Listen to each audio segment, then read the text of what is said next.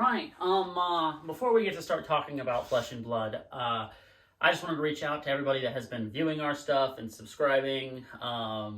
Thank you guys for coming along for this journey that we've been starting to do. We really appreciate all of you.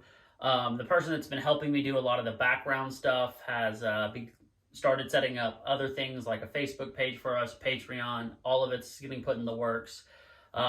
With that being said, let's move on to what we're really here for, which is the game and the gameplay.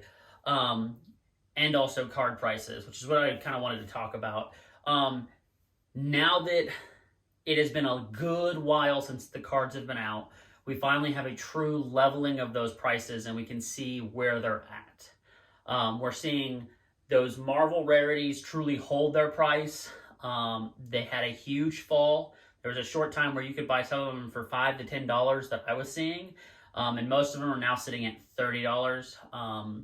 Some of the other Marvels are holding at like $150 to $200, I believe. I haven't done the price checking on those as recently as I should have.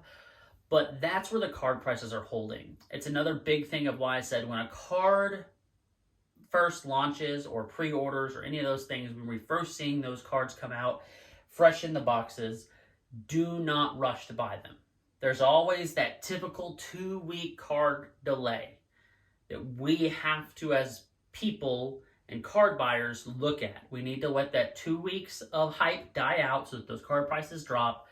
Buy during that next 2 weeks, which is technically week 3 and 4, is when you want to buy your cards. Sometimes a little sooner or a little later, depending on how the market is.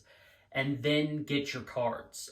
Because if you bought cards, like I bought a few of my cards during those times, you made out like a bandit. You made out with so much more than every other person because they bought either at the super, super highs or they bought after the lows because they're like, oh, the card prices are going up, let's buy now.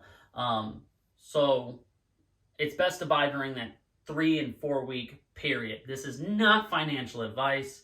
This is just what I have seen from looking at card games. With that being said, we'll get to some more card play and card things. I just wanted to give you guys a quick update and a quick check-in also with all information that we're coming out. We're going to try to post videos on Wednesday is what we're trying to shoot for. This isn't my full-time job, so that kind of moves back and forth depending on if I have the time. But look for our videos on most Wednesdays. That's when we'll be around. But until next time, be safe. We'll catch you on the flip side.